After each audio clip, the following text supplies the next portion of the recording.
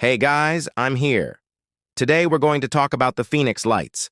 If you like this kind of content, be sure to subscribe so you can be notified every time we release a video. And if you have a video that you would like for us to watch and respond to, send it to the email provided below. So in 1997, there was a famous case of UFOs or UAPs that appeared over the Phoenix area in Arizona. Now this is important because they were seen by tens of thousands of people.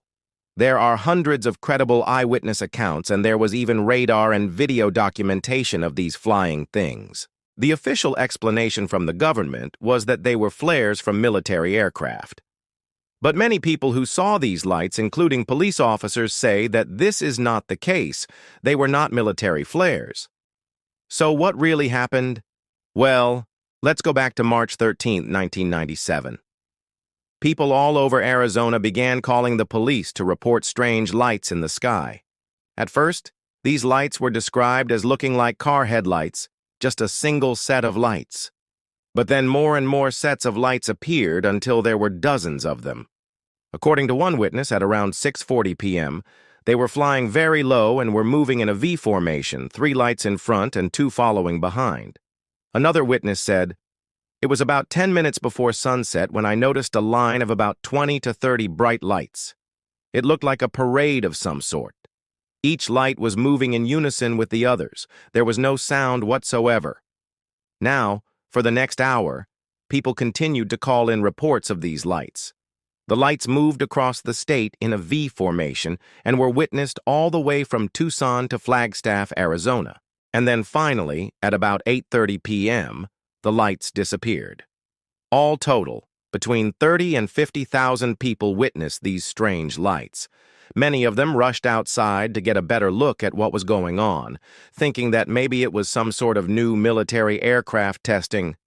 But something else was odd about this event. Police dispatch centers began receiving a huge amount of phone calls, but they weren't receiving reports of strange lights. Instead, people were reporting that their car alarms were going off for no reason, that their garage doors were opening and closing by themselves, and their television sets were turning on. All of this occurred during the exact same time frame that the strange lights were in the sky. In addition to all these eyewitness accounts, there was also radar data collected by civilian and military air traffic control that showed multiple anomalous aerial vehicles flying in a V formation, just like the witnesses had described. Now, as I mentioned earlier, the official explanation from the government was that these were flares being released from military aircraft that were conducting routine training exercises. However, this doesn't make any sense for a number of reasons. For example, the first report of strange lights came in at 6:40 p.m. That was well before sunset. Now, if these were flares that were being released from military aircraft, why did they wait until almost dark to begin the exercise? Also, why would they conduct such a large-scale training exercise that involved potentially dozens of aircraft? Finally, if this was a training exercise, why did the military not reach out to local authorities and let them know what was going on? After all, there were reports of people freaking out and rushing outside thinking that the world was ending. So clearly, this was not a training exercise. And actually, the military knew about this well before it happened. On March 13, 1997, Major Troy Anderson, a spokesman for the Davis-Monthan Air Force Base in Arizona, stated that the Air Force had been tracking those objects on radar since early February, and that there had been several unidentified radar contacts that could not be identified as friendly or hostile. In addition to the lack of common sense in the official explanation, there was also physical evidence that these were not flares. For example, there was a video clip taken by a local news helicopter that shows a set of these strange lights. In the video, you can see that they are silent, and they exhibit some sort of anomalous aerial behavior. They seem to move very erratically, and at one point they even disappear altogether, only to reappear a few seconds later. There was also a couple named Mark and Judy Powell who lived about 20 miles south of Phoenix near the White Tank Mountains.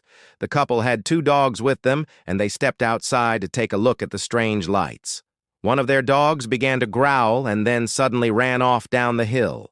The couple followed the dog and found it standing in front of a crevice in the rocks. The dog was staring intently into the crevice, and when the couple looked over the edge, they saw a pair of green, glowing eyes. Their dog then began barking ferociously, and they quickly backed away. This was not the only instance of animals behaving strangely during this event. There were other reports of dogs barking at the sky and horses freaking out in their stables. Another piece of physical evidence was left behind on the ground by one of these strange flying things. It was a piece of metal that weighed approximately 10 pounds and was magnetic.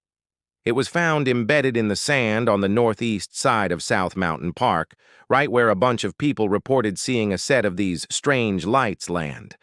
A local news station sent this piece of metal to a lab for analysis, but unfortunately, it was contaminated during the shipping process, and so no meaningful analysis could be done. All right, so what really happened here? Well, let's eliminate one possible explanation first.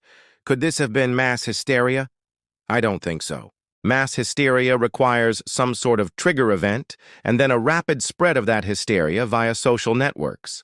In this case, however, the trigger event was real. There were real strange lights in the sky, and there was radar data to back it up. Sure, the vast majority of people who witnessed these lights may have been misidentified as mundane phenomena, like fireworks or a meteor shower. But there were certainly some of these lights that could not be explained away. And again, there was radar data showing multiple anomalous aerial vehicles flying in a V formation. So no, this was not mass hysteria. Next, could this have been a secret military project? Maybe. We know that the government has conducted a number of secret projects involving the development of new surveillance and reconnaissance technologies. For example, the SR-71 Blackbird was a top-secret CIA project that eventually evolved into the U-2 spy plane. But I don't think that this was a secret military project either. If it was, then why were police dispatch centers receiving reports of people's car alarms going off and their garage doors opening and closing by themselves? And why did the military reach out to the public after the fact to explain what happened? No, this was not a secret military project. What about extraterrestrials? I think that this is a real possibility. The extraterrestrial hypothesis is supported by the eyewitness accounts, the radar data, and even some of the physical evidence that was collected. The magnetic piece of metal, for example, could have come from the body of one of these flying things. It's also interesting that there were reports of glowing green eyes in the sky. Maybe this was just a trick of the light, but it could also have been an actual creature looking back at us from inside one of these flying things. Finally, we have to consider the sheer scale of this event. Tens of thousands of people saw these strange lights, and yet the official explanation is that they were flares being released from military aircraft. Honestly, that just doesn't make any sense. Perhaps the best explanation is that we simply don't have enough evidence to come to a definitive conclusion. Perhaps some of these flying things were military flares, while others were extraterrestrial vehicles. Maybe some of the eyewitness accounts are accurate, while others misinterpreted what they saw. I guess we may never know for sure what happened over Phoenix in 1997. However, there is another group of people who claim to have solved this mystery. They are members of the Mutual UFO Network, or MUFON. MUFON is a UFO research organization founded in 1969 by Walter Andrus. It was formed for the purpose of collecting, analyzing, and disseminating UFO-related information. MUFON is currently the largest and oldest UFO research organization in the world. In the days following the Phoenix Light incident, MUFON sent a team of investigators to Arizona to interview witnesses and collect evidence. The team consisted of Joseph H. Desarollo, James E. McDonald, Stephen M. Bales, Kevin D. Costin, and Bruce D. Maccabee. They published their findings in a report that was released on March 27, 1997.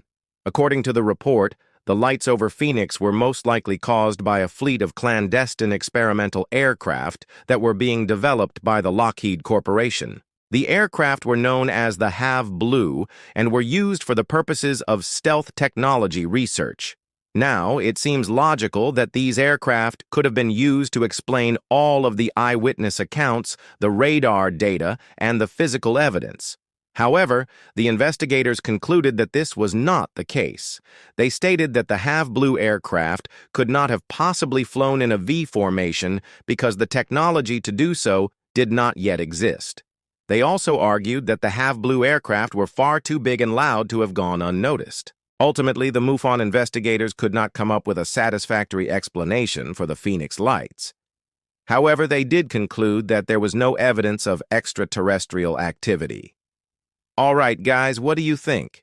What do you think happened over Phoenix in 1997? Let me know in the comments below. And if you want to learn more about this case, I've included several resources for further reading. Be sure to subscribe so you can be notified every time we release a video. And if you enjoyed this video, please leave us a like.